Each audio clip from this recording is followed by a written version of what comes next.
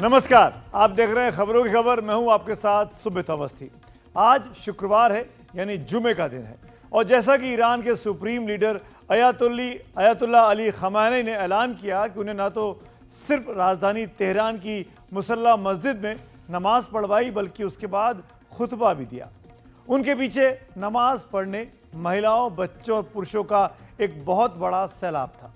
सभी लोग हिजबुल्लाह के नेता हसन नसरल्लाह का मातम मनाने के लिए भी एकजुट हुए थे, और इतने लोगों का जमावड़ा देखकर बेशक न सिर्फ खमेनी का हौसला बड़ा होगा, बल्कि इजराइल के हमले के अंदेशे में रह रहे लोगों के दिल भी मजबूत हुए होंगे।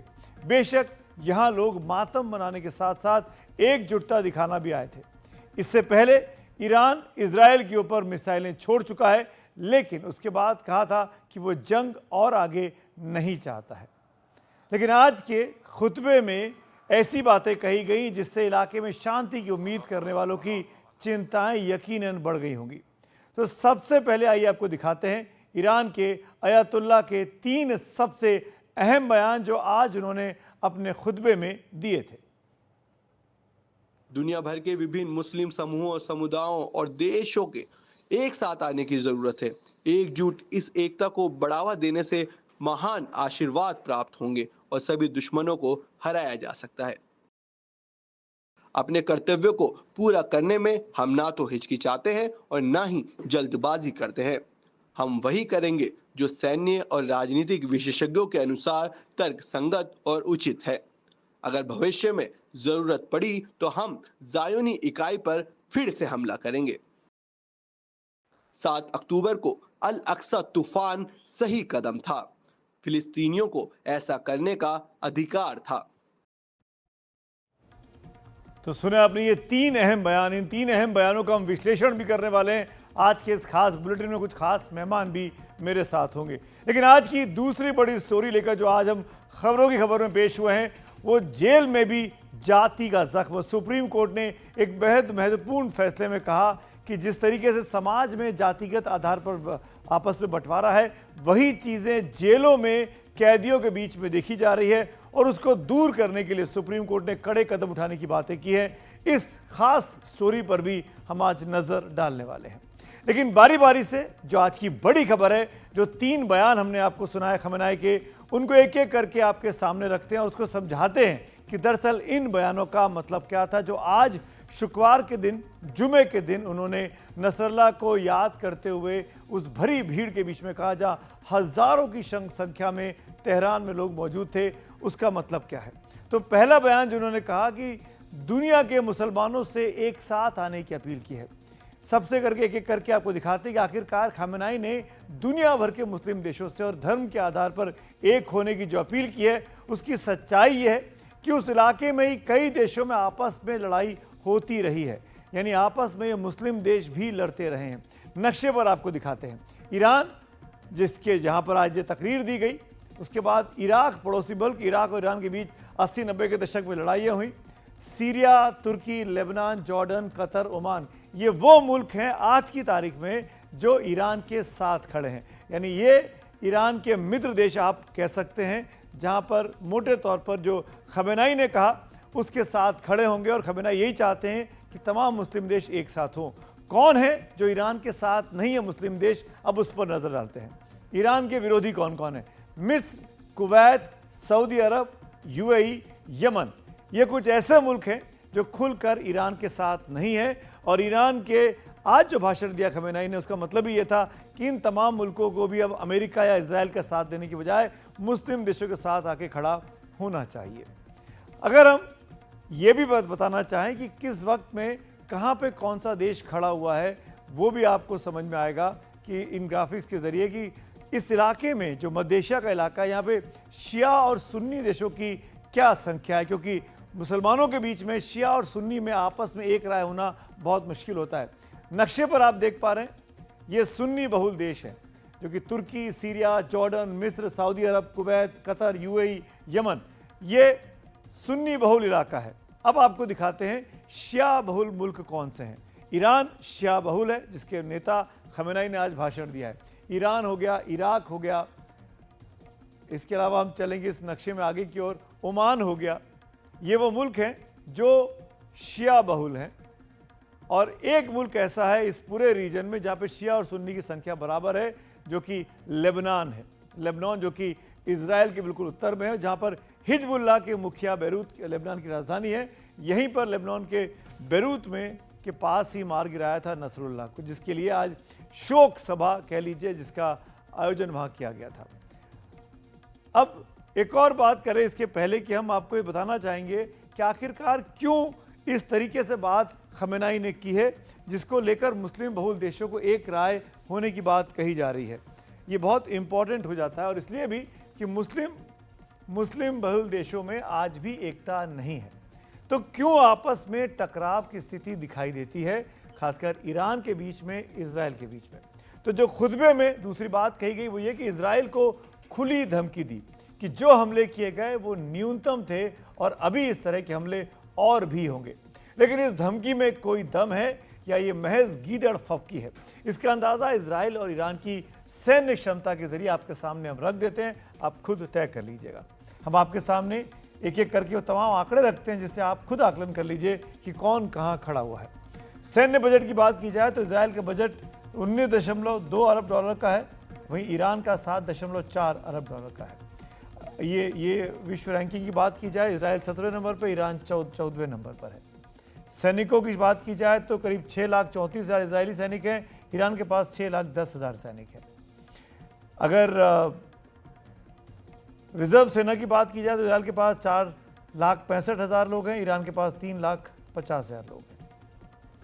टैंकों की बात की जाए तो इजराइल के पास 4,000 है, ईरान के पास 1,513 टैंक है। तोप की बात की जाए तो इजराइल के पास 503 है, ईरान के पास 6,700 से भी ज़्यादा तोपें हैं। अगर हेलीकॉप्टर्स की बात की जाए तो इजराइल के पास 46 है लड़ाकू हेलीकॉप्टर, ईरान के पास 50 हैं। मिसाइलों की बात करें तो इजराइल के पास 64 से अधिक मिसाइलें हैं, लेकिन ईरान के पास 410 मिसाइलें हैं। लड़ाकू विमानों की बात की जाए तो 612 इजराइल के पास है, 551 ईरान के पास है। पनडुब्बी 5 इजराइल के पास है, 1 ईरान के पास है। हवाई जहाज़ों की संख्या की बात की जाए तो 51 इजराइल के पास है, 70 ईरान के पास है। सैटेलाइट की बात की जाए अंतरिक्ष में तो 8 इजरायली हैं, 2 ईरान के हैं। और अगर परमाणु हथियारों की बात की जाए तो 90 से अधिक परमाणु बम इजराइल के पास होने का अनुमान है, लेकिन ईरान के पास कितने हैं ये जानकारी अभी सार्वजनिक क्षेत्र में नहीं आई है। अगर अन्य चीज़ों की बात की जाए तो इजराइल का आयरन डोम दुनिया भर में फेमस है, इजराइल को मिसाइलों को रोक लेता है।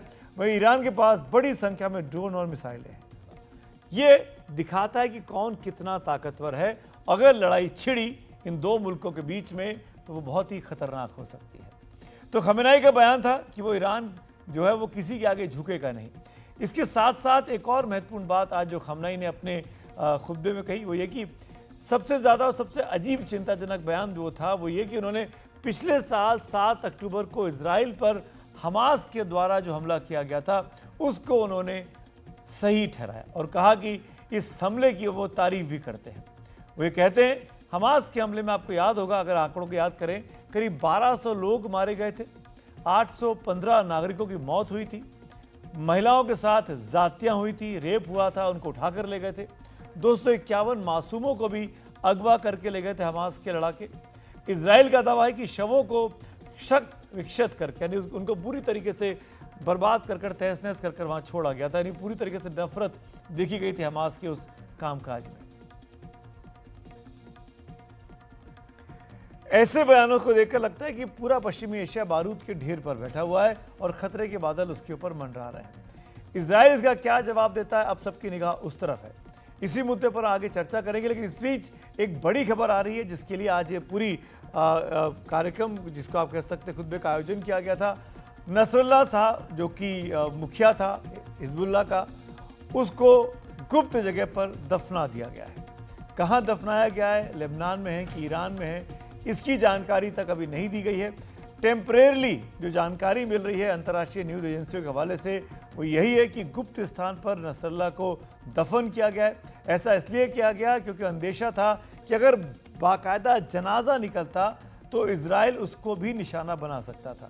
इस बारे में लेबनान ने अमेरिका से आश्वासन चाहा था कि इजराइल जनाजे पर हमला न करे, लेकिन ऐसा कोई भरोसा इजराइल ने नहीं दिया उसके बाद ये तय हुआ कि नसरुल्लाह को किसी गुप्त जगह पर टेम्परेरली यानी अस्थायी तौर पर दफना दिया जाए।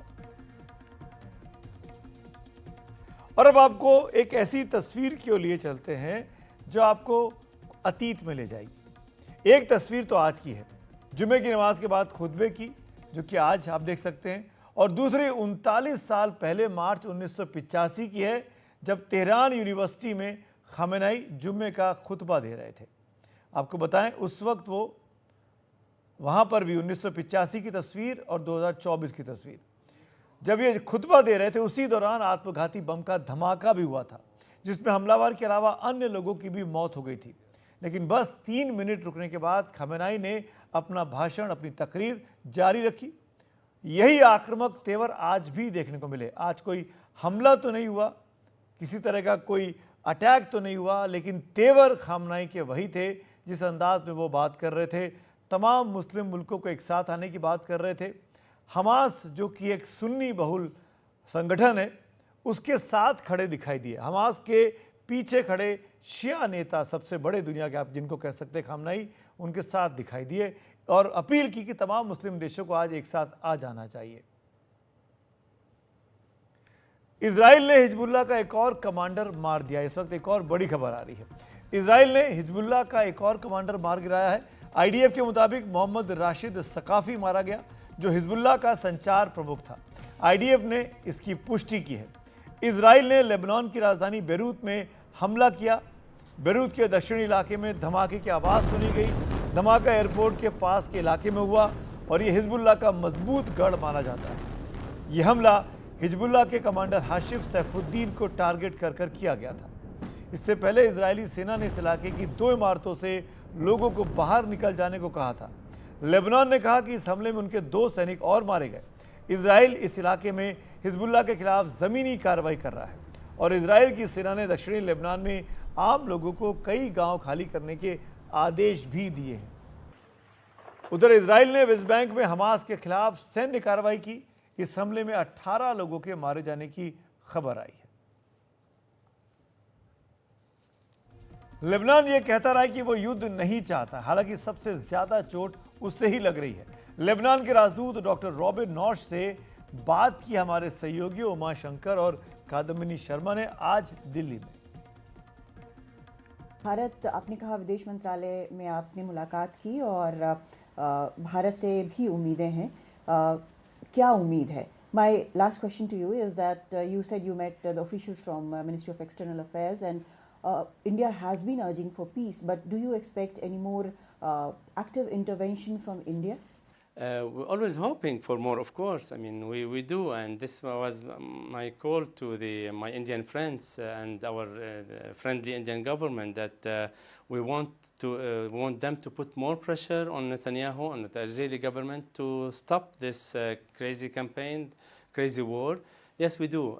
But here I seize this opportunity to extend my thanks and the government of Lebanon, thanks to the government of India and to the people of India for all the support they show for our cause, because I know that there is aggressive campaign, media campaign particularly, and propaganda from the Israeli side against the Palestinian, against the Lebanese, against the Arab, showing that Israel is the angel, that they love democracy and they are the only democracy in the Middle East. While the common Indian know what's the meaning of occupation and knows what's the meaning of resisting the occupation. So that's why, I mean, we may not have the financial means that they have, and they they control some media, the world media, and they have the support of the U.S. and the West.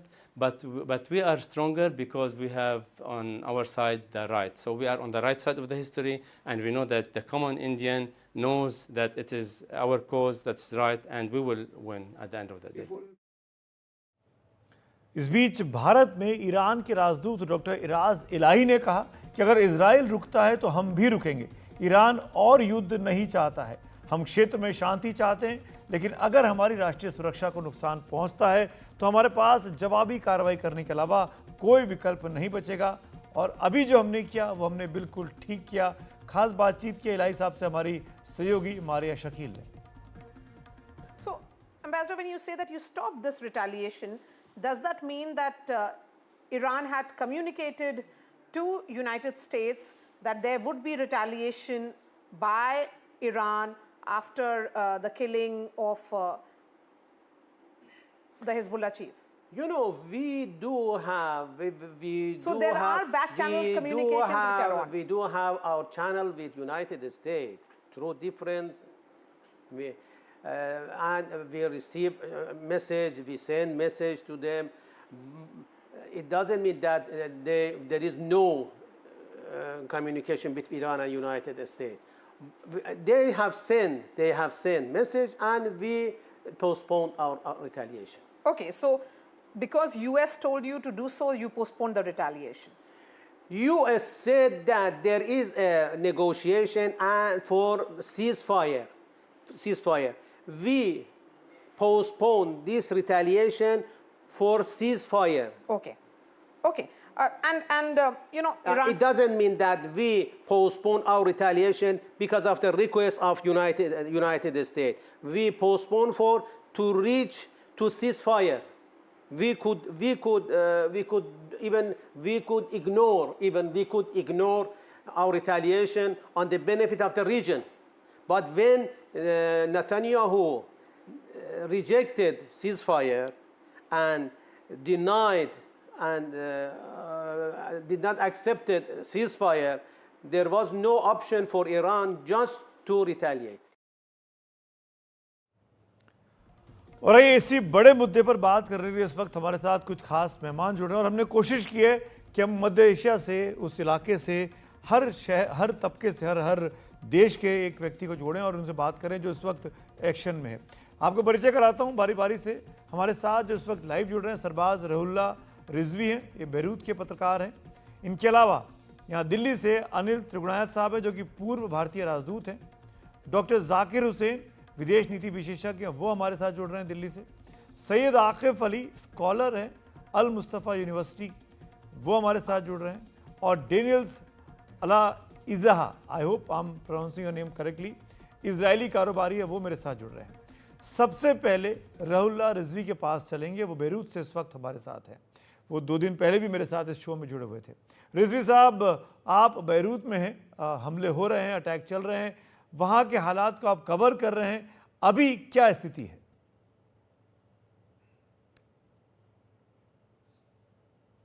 Beirut में कल शाम को एक बहुत ही जोर bombardment हुआ था जाहिया पे, जो साउदर्न सबर्ब ऑफ बेरूत है, जो जुनूबी बेरूत है, उस पर एक अटैक हुआ था जो पिछले अटैकों से तो डिफरेंट ही था। ये वैसा ही लगता था जिस अटैक में सैयद हसन नसरुल्लाह को शहीद किया था इसराइल ने, ऐसे ही कुछ आवाज सुन रहा था। मैं उस टाइम पे बाहर था, मतलब सड़क पे गाड़ी में चल रहे थे, तो धमाका ऐसा था कि इंसान को लगता था कि हमारे सामने ही कुछ धमाका हुआ था। तो वो डबल धमाका थे, मतलब डबल ब्लास्ट होते थे।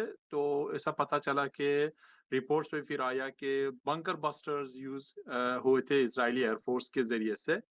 तो रिपोर्ट्स की बिना पे लगता है कि शायद कुछ स्पेशल टारगेट इसराइलियों ने कोशिश की कि जाहिया बेरूत में कल रात उस पर अटैक करें। अभी कोई वजाहत नहीं हो चुकी है कि ये टारगेट कौन सी टारगेट था और उसका मकसद क्या था।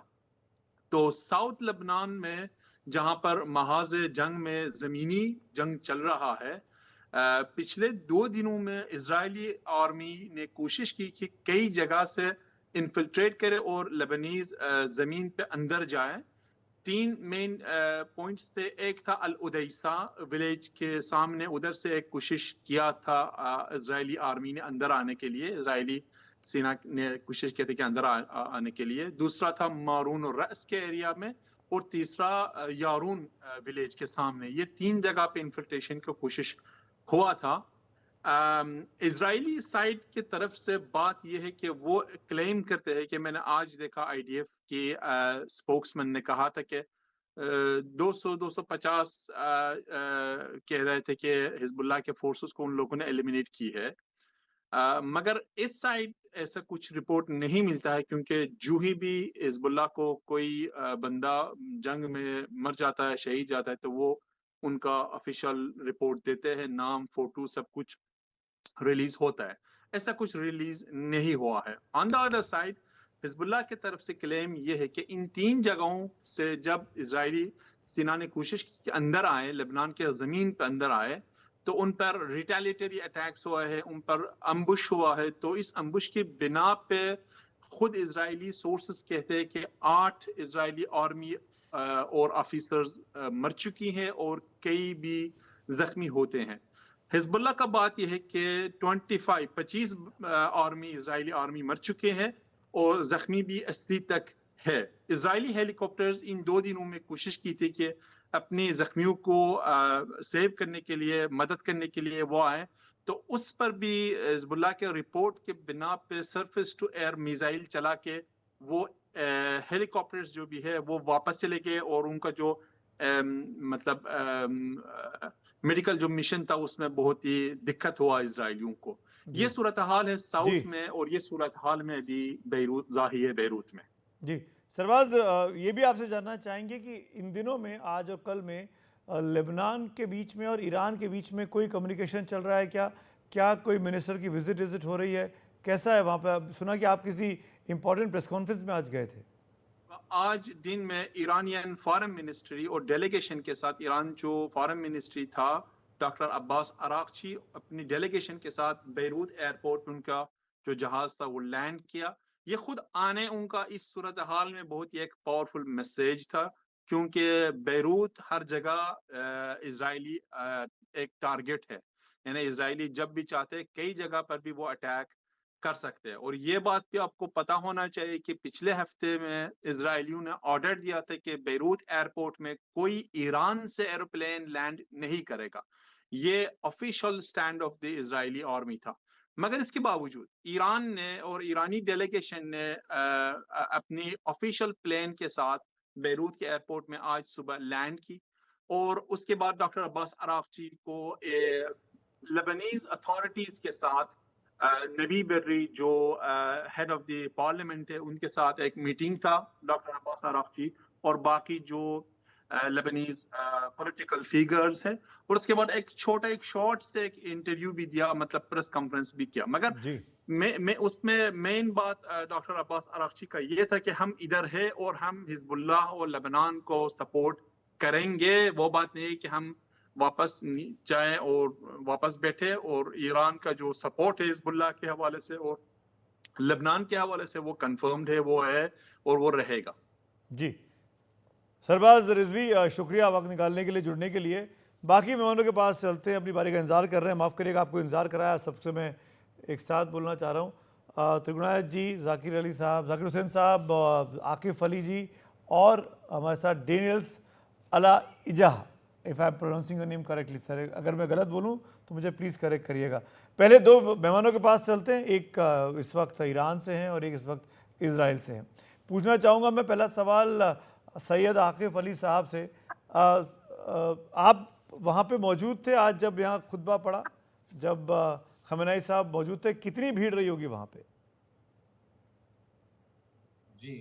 जी मैं मौजूद था आज के नमाज जुमा में तेहरान में। और भीड़ का एग्जैक्ट फिगर और उसका एस्टिमेट ऑफिशियल तो वो इशू हुआ होगा लेकिन मेरे नज़रों से नहीं गुजरा है। लेकिन बहुत बड़ा फिगर था यकीनन, क्योंकि जब मैं वहाँ पर पहुँचा नमाज शुरू होने से 3.5 घंटे पहले, तो ऑलरेडी जो थी बहुत ही कम जगह बची हुई थी अंदर वेन्यू में।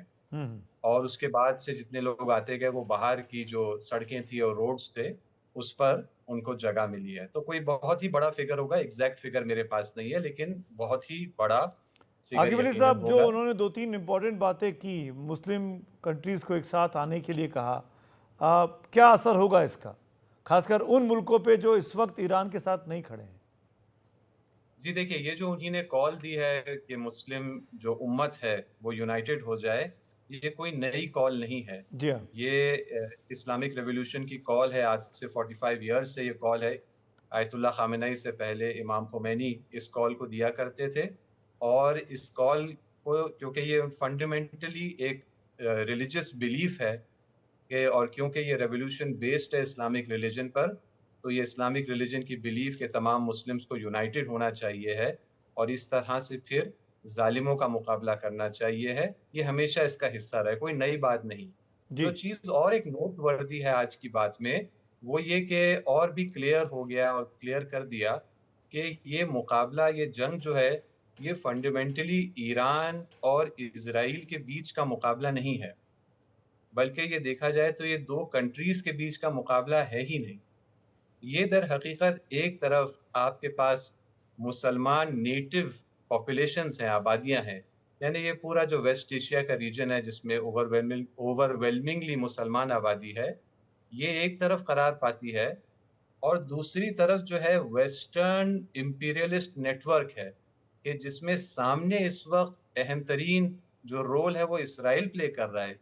लेकिन ये सबको पता है कि इसराइल अपने आप में कुछ नहीं है, पीछे अमेरिका है जो उसको एक्चुअली चलाता है और उसको हर तरह से सपोर्ट करता है। तो ये भी आज बहुत क्लियरली उनकी तकरीर में ये बात को, ये भी वैसे नई बात नहीं है, लेकिन और भी क्लियरली उन्होंने इस बात को वाज़ेह किया। और मिसाल के तौर पर जो भी प्रॉब्लम्स हैं वेस्ट एशिया में, जो पॉलिटिकल प्रॉब्लम्स हैं, जिसमें वो भी इंक्लूडेड है, बाज़ मुस्लिम हुक्मरानों के बीच में, यानी रूलर्स के बीच में कॉन्फ्लिक्ट, क्योंकि आप जानते हैं पैलेस्टाइन हो या नबी की जो इज्जत की बात है और बहुत सारे इश्यूज पे तमाम मुस्लिम जितनी पॉपुलेशंस है वो यूनाइटेड है, शिया सुन्नी अरब ईरानी फर्क नहीं पड़ता। अगर इशू प्रॉब्लम्स कहीं पर फ्रिक्शन है तो वो रूलिंग क्लास में कहीं कहीं नजर आता है। तो उन्होंने ये स्पेसिफाई किया कि ये फ्रिक्शंस भी एंड इनफैक्ट अमेरिकन प्रेजेंस और इनफैक्ट इन्फ्लुएंस की। आकिफ अली साहब, जो रूलिंग क्लास है वही तो लोग उन्हीं के पीछे तो खड़े होते हैं। मैं let me go to the other panelist also. मैं लेके आना चाहूँगा डेनियल अलाइजा साहब को, जो कि इजरायली कारोबारी हैं। डेनियल साहब, सुनी होगी आपने भी आज की तकरीर खमेनाई की, और आपका रिएक्शन क्या है? इजराइल में इस चीज़ को कैसे लिया जा रहा है? 7 अक्टूबर 2023 जो हुआ उसको उन्होंने ठीक कहा, हमास ने जो अटैक किया था इजराइल में, और कहा कि उसकी तारीफ भी की। इसको इजराइल के लोग कैसे देख रहे हैं? देखिए, ऐसे समझिए आप कि गाजा जो है, जैसे कि न्यू दिल्ली पे अटैक कर रहे हैं, या फिर न्यू मुंबई पे अटैक कर रहा है, इतने पास है वो लोग। और तो इसलिए ये जो वॉर चली है अभी, इसमें हमारे को डिफेंड करने के सिवा और कोई चारा नहीं है, कोई भी चारा नहीं है। ईरान का कहना ये है कि उसको इजराइल नहीं चाहिए। क्यों नहीं चाहिए? क्योंकि 1400 साल पहले किताब लिखी गई, उसमें 1400 साल पहले कहा गया, कुछ भी कहा गया हो, लेकिन अभी 1400 साल के बाद वही चीज फिर से कंटिन्यू करनी है, आगे नहीं बढ़ना है।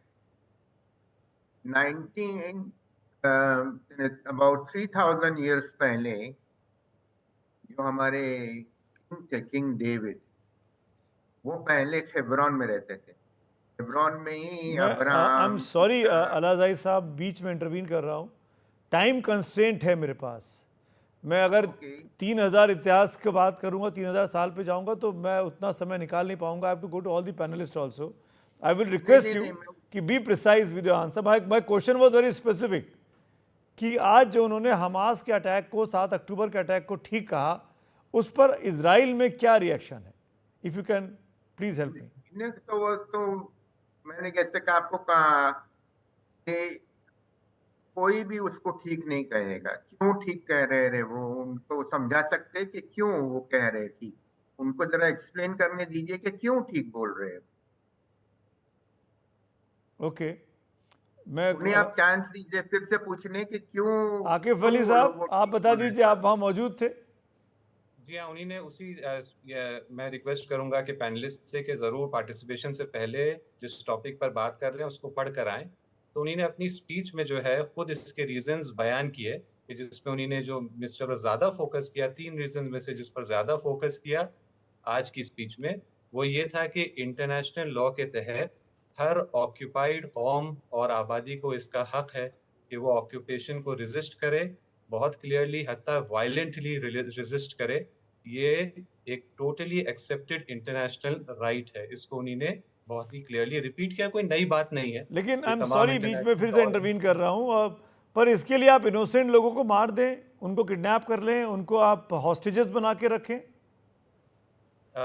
इसके लिए जो है ये क्लेम्स बहुत सारे हैं कि ये क्राइम्स कमिट हुई या नहीं हुई। ये बहुत अच्छा होगा कि एक्चुअली वहाँ पर जो ऑक्यूपाइंग पावर है वो इंटरनेशनल अथॉरिटीज को ये एक्सेस दे कि आकर इन्वेस्टिगेट करें कि ये एलिगेशंस, जिसमें से बाज जो है पूरी तरह डिस्क्रेडिट हो गए, जैसे रेप वगैरह के। मुझे खुद शौक हो रहा है अवस्थी साहब के अभी भी 1 साल बाद ये पुराने डिस्क्रेडिटेड एलिगेशंस रेप के, और पता नहीं ताज्जुब नहीं नेक्स्ट प्रोग्राम में कोई कहे बीहेडिंग ऑफ बेबीज, ये तो जी, बहुत क्लियरली डिस्क्रेडिट हो गया वेस्टर्न मीडिया में। जो अभी तक एकदम पूरी तरह डिस्क्रेडिट नहीं, उस पर इन्वेस्टिगेशन हो, ऑक्यूपाइंग इंटरेस्टिंग एंटिटी बात की आप कह रहे हैं Akif Ali ji. Let me go to the my two Indian panelist, occupying entity की अनिल रिस्पॉन्सिबिलिटी है कि सर वो अलाउ करे और इन्वेस्टिगेशन। जाकिर साहब। अनिल सर, ये बताइए जो कुछ आज हुआ, जिस तरह की तकरीर हुई तेहरान में, उसका क्या असर होगा खासकर मुस्लिम कंट्रीज़ के बीच में? क्या एक्सेप्टेबल होगा ये लीड करना, ये कमांड करना कि हम सब एक साथ आएँ? देखिए, ये तो इस चीज को अगर आप दुनिया भर में 4 तरह के कॉन्टेस्टेशन होते हैं, एक जियोपॉलिटिकल, जियो इकोनॉमिक, जियो टेक्नोलॉजिकल और जियो रिलीजियस कॉन्टेस्टेशन। तो मिडिल ईस्ट के अंदर खास तौर से जियो रिलीजियस कॉन्टेस्टेशन बहुत देखने मिलता है, चाहे वो शिया सुन्नी के बीच में हो, इजराइल और ईरान के बीच में, उसका भी मेन चीज यही है। तो मेरा मानना है ये जो आज खमैनी साहब ने जो बात कही है, वो बातें सब पुरानी हैं, उसमें कोई नई चीज नहीं है, लेकिन उस चीज को उन्होंने एक कॉन्टेक्स्ट दिया है, और वो कॉन्टेक्स्ट ये है कि इजराइल और हमास का वॉर 1 साल का हो गया, हिजबुल्लाह का हो गया, जो उनकी खास तौर से मेन फोर्सेस हैं जो इजराइल के साथ जिनका बॉर्डर है और जो इजराइल के अंदर प्रेशर कर सकती हैं, वो इस वक्त थोड़ी जरा उनकी सिचुएशन थोड़ी नाजुक है, क्योंकि टॉप लीडरशिप जो है हिजबुल्लाह की ख़त्म कर दी इजराइल ने, और ये काफ़ी करता भी जा रहा है। तो ये एक तरह से एश्योरेंस था, रीएश्योरेंस डोमेस्टिक कॉन्स्टिट्यूएंसी को। देखिए, पिछले 1-1.5 महीने से जब से ये इस्माइल हानिये का अटैक हुआ था, तब से हमने देखा है कि ईरान के अंदर खुद एक बहुत बड़ी प्रॉब्लम है। प्रॉब्लम यह है कि क्रेडिबिलिटी के, आप पेपर टाइगर हैं कि आपको जवाब ही नहीं दे पा रहे हैं। तो ये तरह की डोमेस्टिक कॉन्स्टिट्यूएंसी को उन्होंने मैसेजिंग करी है, और वो मैसेजिंग उन्होंने वाया अमेरिका भी बोला है पहले। तो अमेरिकन न्यू के अटैक होगा अब इस वक्त। अब उस अटैक का रिस्पांस क्या होगा उसके ऊपर बहुत कुछ डिपेंड करेगा। जाकिर हुसैन साहब, जिस तरह की आज मजमा लगा, जिस तरह की भीड़ वहाँ मौजूद थी, कम से कम ये मैसेज देने में ईरान की आवाम कामयाब रही इजराइल को कि इतने कुछ के बावजूद भी हम इतनी बड़ी संख्या में इकट्ठा हो सकते हैं एक जगह पर, हमको वो डर या खौफ नहीं है कि हमारे पर कोई हमला या अटैक होगा। ये मैसेज तो इन तस्वीरों से गया जो आज खमेनी की तकरीर के वक्त से आई। लेकिन सवाल मेरा फिर वही है कि सऊदी अरब, यूएई, जॉर्डन, ये लोग सुनेंगे जो बात कह रहे हैं खमेनी साहब? देखिए, मैं ये बताना चाहता हूँ, तो ये जो बादशाह हैं, रूलर्स हैं, मोनार्क्स हैं, ये बिल्कुल नहीं सुनेंगे। ये तो चाहते हैं कि जो ये रेजिस्टेंस ग्रुप है ये ख़त्म हो, ईरान का कद कम किया जाए, और बगैर इसका असर उनके ऊपर ना पड़े। और जो इसीलिए अप्रोचमा भी किया था, और अभी जो कतर में जो मीटिंग हुई है उसमें सब लोगों ने ये कहा कि मैंने अपने स्काई को रोक दिया है, उसका कोई गलत इस्तेमाल नहीं किया। उसका इसी एक ही कारण था कि ईरान ने कहा कि जहाँ-जहाँ अमेरिकन बेस हैं उनके बेस पे हम अटैक करेंगे, और ये जो हेरिडेटरी मोनार्कीज हैं ये गिरेंगी। तो ये उनका डर है। लेकिन इस स्पीच से 2-3 चीज़ें जो है खमेनी ने जो है किया है। नंबर 1, शिया सुन्नी की खाई को पाटना है, और वाकई में पटी है ये खाई। ऑल ओवर वर्ल्ड 2 बिलियन मुस्लिम में जिस तरीके से सऊदी अरब और यूएई जो है डिस्क्रेडिट हुए हैं, आप सर्वे के जरिए आप पता कर लीजिए, तो इनकी साख बहुत ज़्यादा गिर गई। तो तीसरी जो है, इतनी बड़ी भीड़ जो इकट्ठा हुई है, इससे ये अभी जो है 3 दिन पहले जो है नेतन्याहू ने कहा कि हम रिजीम चेंज कर देंगे, हमारे साथ खड़े होइए। तो इतनी बड़ी भीड़ जो इकट्ठा हुई है, तो ये नेतन्याहू का आंसर है कि you can not change the regime. अगर रिजीम आप चेंज करते हैं तो बहुत बड़ा गृह युद्ध होगा। और तीसरा जो सबसे बड़ा मैसेज उन्होंने दिया है कि ये बादशाहों ने अपनी प्रजा को कंट्रोल करके रखा है। ये एमबीजेड के स्टेटमेंट से आप सुनिए, उन्होंने अभी कहा था कुछ दिन पहले, जी 2 हफ्ते पहले उन्होंने कहा था अमेरिकन उससे कि हम जो है ये नहीं कर सकते, अपना नॉर्मलाइजेशन इजराइल से नहीं कर सकते, क्योंकि हमारी हशर जो है अनुरूप सादात की तरह हो जाएगी, क्योंकि हम अरब कास्ट को बिट्रे उन्होंने किया था, जी। उनकी जो है असैसिनेशन हुआ था, और मेरा भी हो जाएगा। अभी फिर उन्होंने ये कहा है कि जैसे कि अटलांटिक न्यूज ने ये दिखाया अपने न्यूज वीक में कि हमें फलस्तीन से कोई मतलब नहीं। तो यहाँ पर पूरा विरोधाभास वहाँ की पब्लिक है। तो खामनाई ने जो है जो मैसेज दिया है, वो जो है एक सॉफ्ट पावर जो मैसेज दिया है उसमें बिल्कुल कामयाब है। और हार्ड पावर में अगर इजराइल अमेरिका अटैक करता है, इसका क्या असर आएगा?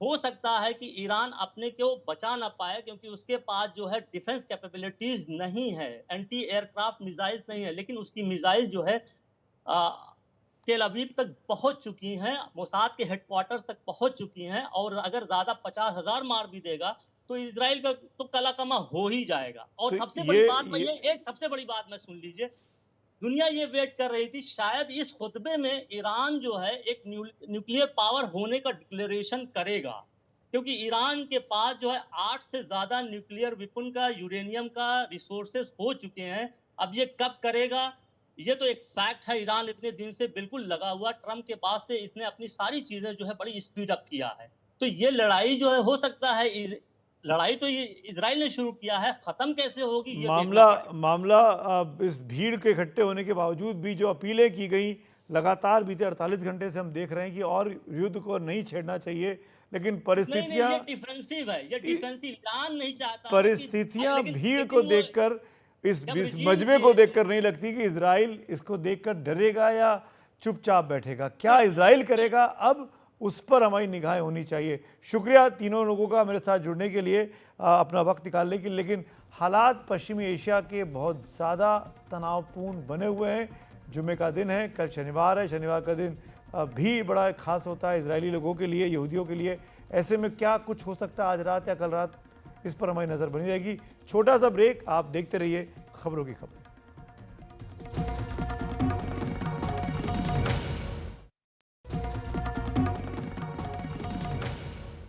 एक बार फिर आप सबका स्वागत है। बात करेंगे सुप्रीम कोर्ट के एक अहम फैसले की।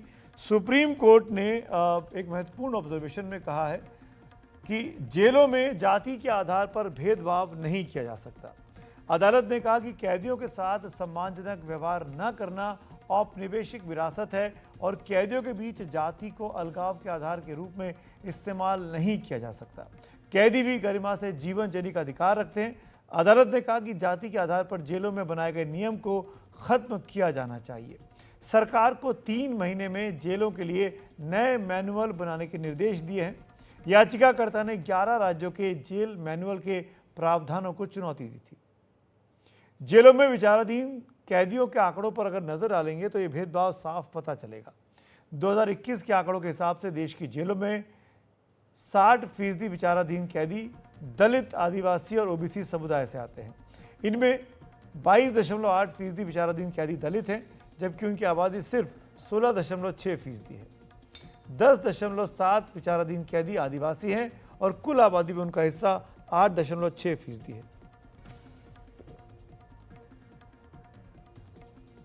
जेलों के नियमों में भेदभाव होता रहा, इसके सबूत नियमों में भी मिलते हैं। राजस्थान की जेल के नियमों में दलितों से शौचालय की सफाई करवाने और सवर्णों को रसोई का काम देने को कहा गया था। तमिलनाडु में जाति के हिसाब से काल कोठरी में रहने की जगह तय की जाती है ताकि सवर्ण और दलित एक साथ ना रहें। और पश्चिम बंगाल में जेलों की नियमावली में दलितों के जिम्मे झाड़ू देने का काम लिखा गया है।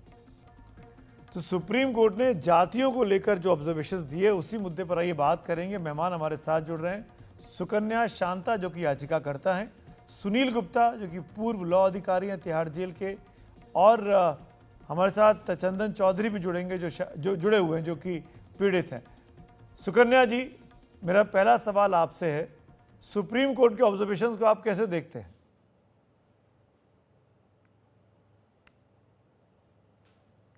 सुकन्या जी शायद इस वक्त हमको उनसे बात नहीं हो पा रही है, लेकिन चंदन चौधरी मेरे साथ है। चंदन, आपको मेरी आवाज़ आ रही है? जी नमस्कार। चंदन, मुझे बताया गया है कि आप कुछ अरसे तक जेल में रहे एक आरोपी के तौर पर, और मैं जानना चाहूँगा ये कब की घटना है, कितने दिन आप रहे और आपने जेल में क्या देखा जो लगे कि वहां पर भेदभाव होता है? सर, मैं एक बिजली आंदोलन में मुझे जेल भेजा गया था, और जबकि मैं उस मामले का मैं आरोपी भी नहीं रहा, मुझे निर्दोष में फंसाया गया था। और वहाँ जब मैं जेल में जब गया था, तो उस समय मेरे साथ 50 लोग, चूँकि एक आंदोलन था, 50 लोगों को जेल भेजा गया था। और जेल के जैसे ही इन किया हम लोगों ने, तो वहीं पर से जातिवाद स्टार्ट हो जाता है, क्योंकि जाति पूछ करके सभी को अलग-अलग वार्डों में शिफ्ट किया जा रहा था। तो उसमें से सभी से जाति पूछा जा रहा था कि आप किस जाति से हैं, आप किस जाति से हैं। तो जो दलित समाज के लोग थे, तो उनके साथ में जेल में भी मारपीट किया गया। मुस्लिम समाज के लोग थे, उनके साथ भी मारपीट किया गया। तो जेल में भी मैंने देखा कि पहली बार, चूँकि था, हम कभी जेल गए नहीं थे, तो मैंने पहली बार देखा कि जेल के अंदर मारपीट किया। जबकि बताइए, जेल जाने के बाद तो आदमी सोचता है कि यहाँ हमको दंड मिलेगा, लेकिन वहाँ पुलिस द्वारा जेल इन करने के तुरंत बाद ही मारपीट, और इस कदर मारपीट किया जाता है कि जिसका कोई वर्णन नहीं। वहाँ तो कोई मीडिया नहीं होता है कि हम अपनी बात को किसी को बता सकें। तो आप ये कह रहे हैं जातियों के आधार पर जेलें बटी हुई थी, दलित अलग, ओबीसी अलग, सवर्ण अलग? वहाँ पर जी, वहाँ पर जो है सर, जाति के आधार पर लोगों को अलग-अलग वार्डों में शिफ्ट किया गया। जैसे अगर अच्छा, आप समझ गया। अब एक चीज और बताइए, एक एक करके बात करते हैं।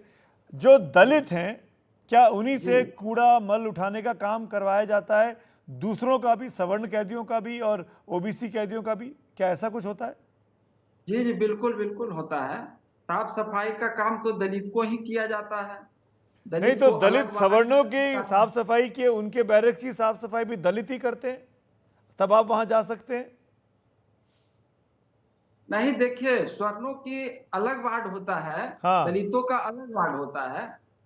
तो वही मैं पूछ चूंकि रहा हूं कि सवर्णों के वार्डों की साफ सफाई, मैला उठाना, मल उठाना, ये कौन करता है? ये सवर्ण करते हैं या दलित करते हैं? ये कैसे होता है काम? जेलों में क्या होता है? वहाँ तो दलित ही करते हैं सर। साफ सफाई का काम जो भी था वो तो दलित ही कर रहे थे। तो सवर्णों के वार्ड में जाकर साफ सफाई दलित करते हैं? जी, जी, बिल्कुल। चलिए, आप मैं आप सुनील गुप्ता साहब हैं, लॉ ऑफिसर हैं, तिहाड़ जेल के बड़े अधिकारी रह चुके हैं, रिटायर्ड अधिकारी हैं। गुप्ता जी, ये क्या नियम है? क्या हर जेल का अलग अलग मैनुअल है? पहली बात। और दूसरी बात ये कि क्या ये कानून स्वरूप है कि दलित अलग, ओबीसी अलग, सवर्ण अलग, ऐसे बांट के रखा जाता है जेलों में?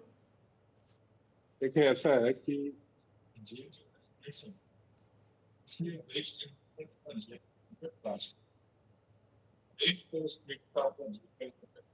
आप देखिए, सुनील जी, माफी चाहता हूँ, आपकी आवाज कनेक्शन में कुछ दिक्कत है, दोबारा फोन मिलवाता हूँ मैं आपको। इस बीच चंदन के पास चलेंगे। चंदन, और आपने क्या देखा वहां पर जेल में जब आप रहे कुछ दिन? अपनी कहानी बताइए। आजादी के 72 साल भी आज भी दलितों के साथ भेदभाव हर जगह होता है, और जेल में तो खूब होता है। जेल में तो चूंकि आप वहाँ आपकी आवाज भी बाहर नहीं जा सकती, आप तो एक कैदी हैं, तो वहाँ तो ना तो मीडिया है, ना आप किसी से फरियाद लगाएंगे जी। और वहाँ पर पुलिस द्वारा भी टॉर्चर किया जाता है, मारपीट किया जाता है। नहीं, अब जो सुप्रीम कोर्ट ने कहा है कल के बाद कि भाई कैदियों की भी गरिमा होती है, वो गरिमा से जीवन जीने का अधिकार रखते हैं। अदालत ने कहा कि जाति के आधार पर जेलों में बनाए गए नियमों को खत्म करना चाहिए। क्या ये आपका क्या प्रतिक्रिया है? बिल्कुल होना चाहिए सर, भेदभाव तो जेल में बिल्कुल खत्म होना चाहिए। अगर ऐसे देखा जाए तो भेदभाव दलितों के साथ छूटा कहाँ है? दलितों के साथ तो सदियों से भेदभाव हो रहा है। और सोचिए, जो कारावास है वहां भेदभाव नहीं होगा, ये तो कभी हो ही नहीं सकता। जब जन्म लेते हैं हम लोग दलित समाज में, तभी से हमारे साथ जी भेदभाव। चंदन जी, मेरे साथ गुप्ता जी जुड़ गए हैं। गुप्ता जी, वही सवाल मैं फिर से पूछ रहा हूँ, जानना चाहूंगा कि जेलों में ये भेदभाव क्यों है? दलित अलग, ओबीसी अलग, सवर्ण अलग। देखिए, क्या है कि जब हमारा देश आजाद हुआ था, उस समय जो अंग्रेजों के टाइम के जो जेल मैनुअल चल रहे थे, जी हाँ, आपको हैरानी होगी सुन के कि हमारा आधा देश जो है पंजाब जेल मैनुअल के हिसाब से चलता था, जिसको कि अंग्रेजों ने बनाया था। उस पंजाब जेल मैनुअल में उन्होंने उनको अलग रखने के लिए तो नहीं कहा हुआ था कि आप दलितों को अलग रखेंगे, SC ST को अलग रखेंगे या शेड्यूल्ड ट्राइब्स को अलग रखेंगे, ऐसा नहीं कहा हुआ था। पर उसमें ये कहा हुआ था कि आप कुछ एक काम है, जैसे सफाई का काम है, ये आप एक पार्टिकुलर कास्ट से करवाएंगे, धोबी का काम है एक पार्टिकुलर कास्ट से करवाएंगे, जो नाई का काम है पार्टिकुलर कास्ट से करवाएंगे। पर उसमें यह था कि प्रेफरेंस इनको दी जाएगी। तो हमने जब 1988 में जब दिल्ली जेल मैनुअल आया, तो हमने सारा ये कास्ट डिस्क्रिमिनेशन जो था इसको हटा दिया था। देखें, जो ये सब चीजें जो आप सुप्रीम कोर्ट की नजर में आ रही हैं, खाली इसलिए है कि बड़ा जेल जो स्टेट गवर्नमेंट है उनका बड़ा पैथेटिक एटीट्यूड है जेलों के लिए। जेल किसी भी स्टेट के लिए लास्ट प्रायोरिटी एरिया होती है जिसके ऊपर लेजिस्लेट करें। सुप्रीम कोर्ट ने कितनी बार कहा है कि आप अपने नए मैनुअल बनाओ, उसको मैनुअल को अमेंडमेंट करो, पर कई स्टेट्स हैं जिनकी कान पे जू नहीं रेंगती। तो जो ये वाला जो प्रोविजन है, जैसे मैंने आपको बताया कि पहले दिल्ली जेल मैनुअल में भी ऐसा, दिल्ली जेल मैनुअल में हमने इसको हटाया, जब पंजाब जेल मैनुअल को हमने चेंज किया तो दिल्ली जेल मैनुअल में हमने इसको हटाया। पर अभी भी 11 राज्यों में ऐसा हो रहा है, इसीलिए सुप्रीम कोर्ट ने ये कहा कि 3 महीने में नए मैनुअल बनाइए। ये बिल्कुल गलत है। देखिए क्या होता था, हमारे यहाँ जैसे सफाई करने का काम है, जो कि जैसे अभी मैं इनको सुन रहा था जी, जो सफाई करने का काम है, हमारे यहाँ ज्यादातर जो ऊंची जात के लोग होते थे वो कहते थे सफाई करने का काम हमसे करवाओ। खाना बनाने का काम है वो हमारे, उसमें हम बिना जात को देखे हुए सब कुछ करते थे। मैं आपको इसके पीछे कारण भी बताता हूँ। इसके पीछे कारण ये है कि जो बंदा सफाई का काम करता है, जेल में एक रेमिशन सिस्टम होता है, हर एक कैदी को महीने में 5 दिन की रेमिशन मिलती है। ये दिल्ली के मैं बता रहा हूँ, और जगह तो इससे भी ज्यादा है। हर एक कैदी को 5 दिन की रेमिशन मिलती है, और जो सफाई का काम करते हैं या जो टीचर का काम करते हैं उनको 7 दिन की रेमिशन मिलती है। राइट। तो जो भी कमिट होता है उसको सबसे पहले अपने घर जाने की होती है। इसलिए मैंने देखा है कि ज्यादातर जो ऊंची जाति के लोग भी थे वो भी सफाई पंजे का काम करने की कोशिश करते थे ताकि कमीशन ज्यादा मिले। मेरे पास वक्त की कमी है गुप्ता जी, लेकिन मैं ये कह सकता हूँ कि जो काम दिल्ली जेल मैनुअल में आप लोगों ने किया, अगर वैसा ही काम दुनिया देश की तमाम जेलों में हो गया होता तो आज याचिकाकर्ता को सुप्रीम कोर्ट नहीं पहुंचना पड़ता, और इस तरह के ऑब्जर्वेशन शायद सुप्रीम कोर्ट को नहीं देने पड़ते कि भाई ये जो अंग्रेजों की मानसिकता है, जो उस जमाने के नियम बने हुए हैं, उस पर अब तो मत करिए। ये इसको सुधारने की ज़रूरत है, और उसकी दिशा में सुप्रीम कोर्ट के इस कदम की हमको सराहना ज़रूर करनी चाहिए। शुक्रिया सुनील गुप्ता जी, शुक्रिया चंदन चौधरी जी, वक्त निकालने के लिए, हमसे जुड़ने के लिए। सुप्रीम कोर्ट की एक और खबर ले लेते हैं। सुप्रीम कोर्ट ने SC ST में कोटे के भीतर कोटे रखने का अपना फैसला बरकरार रखा है। उसने इस मामले में 10 रिव्यू पिटीशन खारिज कर दी। बहुत सारे संगठन SC ST में कोटे का विरोध कर रहे हैं। उनका मानना है कि ये कोटा SC ST को बांटेगा, लेकिन सुप्रीम कोर्ट ने उनकी अर्जियां खारिज कर दी। 1 अगस्त को 7 जजों के संविधान पीठ ने 6-1 के बहुमत से SC ST में कोटे के भीतर कोटे का फैसला किया था। खबरों की खबर में मेरे साथ फिलहाल इतना ही। शुभ रात्रि।